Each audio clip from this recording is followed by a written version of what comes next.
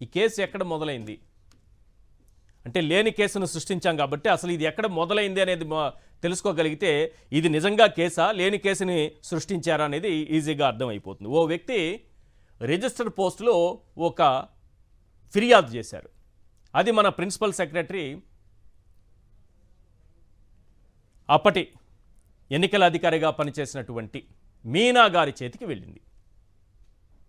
Meena guarantee తెలుసు కదా, ప్రజాస్వామ్యబద్ధంగా ఎన్నికలు నిర్వహించి ఆ తరువాత ఇమీడియట్గా వీవీప్యాట్ స్లిప్పులను కాల్చి పారేసి ఆ తర్వాత వెంటనే డేటాను కూడా డిలీట్ చేయించి ప్రజాస్వామ్యాన్ని పరిరక్షించినటువంటి గొప్ప అధికారిగా వారికి మంచి పేరుంది. అలాంటి ఆ గొప్ప అధికారి చేతికి ఈ లెటర్ వెళ్ళగానే దీన్ని బేవరేజెస్ కార్పొరేషన్కి పంపించారు. వాళ్ళు వారం రోజుల పాటు ఒక చిన్న ఎంక్వైరీ చేసి ఇందులో అవినీతి జరిగింది, గుర్తు తెలియని వ్యక్తులు ఎవరు గుర్తు తెలియని వ్యక్తులు అవినీతికి పాల్పడ్డారని ఒక రిపోర్టు పంపించారు. ఇప్పుడు ఆ గుర్తు తెలియని వ్యక్తులు ఎవరంటే వీళ్ళకి గుర్తు ఎవరు వస్తే వాళ్ళ పేర్లు పెట్టుకోవడమే. అందుకే గుర్తు తెలియని వ్యక్తులు. మనకి ఎప్పుడు ఏ పేరు గుర్తుకొస్తే ఆ పేరు వెంటనే ఇరికించేసేయాలి. ముందుగానే రిమాండ్ రిపోర్ట్ తయారు చేసి పెట్టారా ఏంటా అన్నట్టుగా ఉంది పరిస్థితి. బాలాజీ గోవిందప్ప రిమాండ్ రిపోర్టులో మిగతా వాళ్ళ పేర్లు ఎందుకు వస్తున్నాయి అది విషయం. అసలు కేసు ఏంటి అంటే అతను రాసినటువంటి కేసు ఏంటంటే కొన్ని డిస్టిలరీలు మాత్రమే, మొత్తం 20 ఉన్నాయి. 20లో 14 చంద్రబాబు నాయుడు గారు సంతకంతో వచ్చిన డిస్టిలరీలు, మిగిలినవి గతంలో కాంగ్రెస్ ప్రభుత్వం అప్పుడప్పుడు ఇస్తూ వచ్చినవి. మొత్తం 20 డిస్టిలరీలు ఉంటే అన్నీ చంద్రబాబు నాయుడు గారి హయాంలో వచ్చినవే 14. అందులో 6 పక్కన పెడదాం. వైఎస్ఆర్సీపీ హయాంలో ఒక్క డిస్టిలరీకి కూడా పర్మిషన్ ఇవ్వలేదు. కానీ ఎక్కువ ఆర్డర్లు ఇచ్చేశారు జగన్మోహన్ రెడ్డి గారు. కొన్ని డిస్టిలరీలే వాళ్ళ దగ్గర నుంచి లంచాలు తీసుకున్నారు అని అన్నారు. మొత్తం 20లో 16 డిస్టిలరీకే 74% ఆర్డర్లు ఇచ్చేశారని గగ్గోలు పెట్టారు. ఏ విధంగా చూసినా ఒక్కో డిస్టిలరీకి అంటే 74% 16కే ఇస్తే ఎంత ఇచ్చినట్టు? ఒక్కో డిస్టిలరీకి దాదాపుగా 5% ఇచ్చినట్లు అవుతుంది మనకు తెలిసినటువంటి లెక్కల ప్రకారం, మనం చదువుకున్నట్టు చదువు ప్రకారం. ఇక మిగిలినవన్నీ 4 డిస్టిలరీలు. వీటికి ఎంత ఇవ్వాలి? ఇక్కడ 74% పోతే 26%. అంటే 4 డిస్టిలరీలకు 26% ఆర్డర్లు వచ్చినట్లే.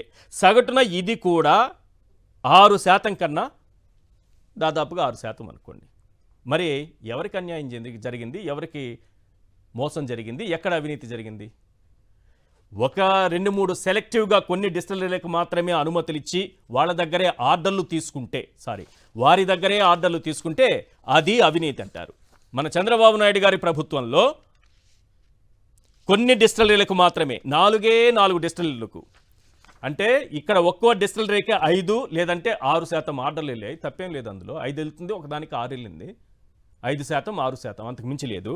కానీ చంద్రబాబు నాయుడు గారి ప్రభుత్వ హయాంలో కేవలం 4 కంపెనీల నుంచే 53.21% మద్యాన్ని ఆర్డర్ చేసి కొనుగోలు చేశారు.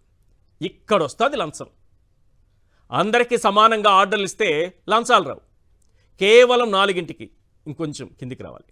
కిందికి రండి. అలాగే అది ఇది ఎవరిచ్చారయ్యా అంటే ఇప్పుడున్న సిట్ ఇచ్చింది.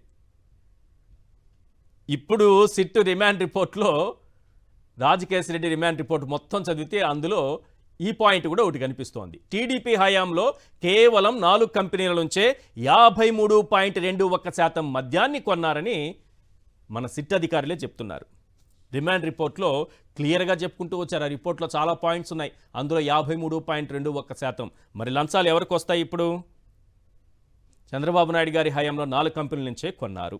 మొత్తానికి 14 ఏళ్ళు 15 ఏళ్ళు ముఖ్యమంత్రిగా పనిచేసినటువంటి చంద్రబాబు నాయుడు గారికి మద్యాన్ని, అందులో ఉన్నటువంటి అవినీతిని, దానిలో ఏ విధంగా స్కాములు చేయొచ్చు, ఏ విధంగా బెల్ట్ షాపులు పెట్టచ్చు, మద్యం షాపులు టెండర్లు ఎలా పిలవచ్చు, వీటిని ఎవరెవరికి కట్టబెట్టచ్చు, దీనివల్ల వచ్చే ఆదాయం ఎంత, ఇది బాగా తెలిసిన వ్యక్తి కాబట్టి ఈ అవినీతిని వ్యవస్థీకృతం చేసినట్టుగా మనకు క్లియర్గా అర్థమవుతుంది.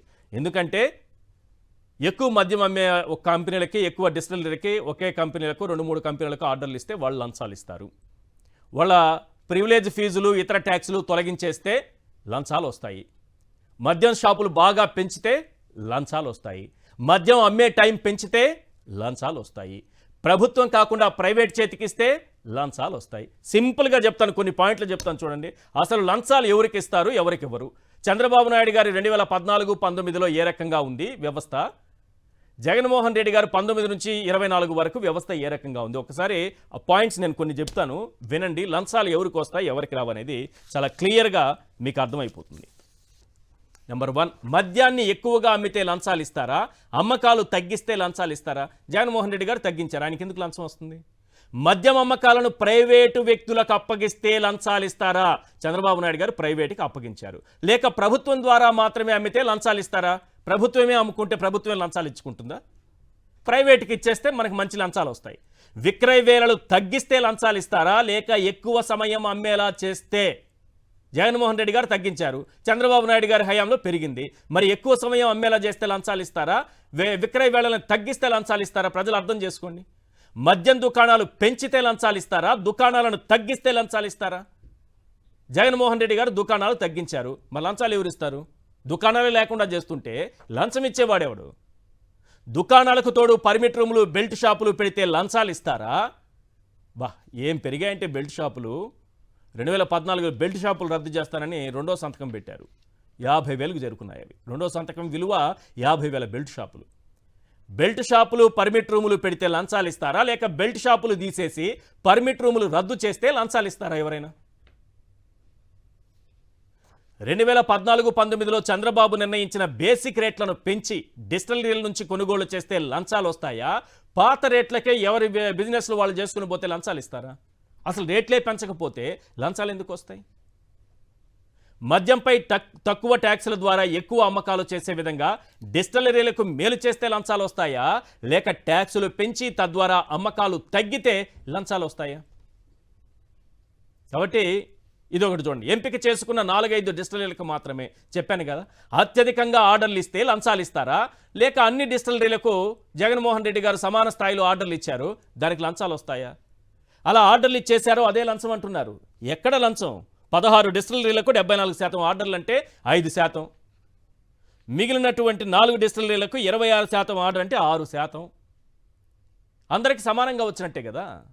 కానీ చంద్రబాబు నాయుడు గారు 4 కేవలం సెలెక్ట్ చేసుకొని 4 అంటే 4 డిస్టిలరీలకు 53% ఆర్డర్లు ఇచ్చారు. ఇది కాదంట అవినీతి, ఇక్కడ లేదంట లంచం తీసుకోవడం, ఇది కేసు కాదంట. ఓవరాల్గా 25,000 కోట్ల రూపాయల అవినీతి జరిగిందని కేసు కూడా నమోదైంది. అసలు లేని కేసును ఎలా సృష్టించారు? అలాగే చంద్రబాబు నాయుడు గారి ప్రభుత్వ హయాంలో 2014 నుంచి 19 వరకు జరిగినటువంటి లిక్కర్ స్కామ్, ఈ 2 అంశాలు వేరువేరుగా, ఈ 2 అంశాలు తీసుకొని మనం మాట్లాడదాం.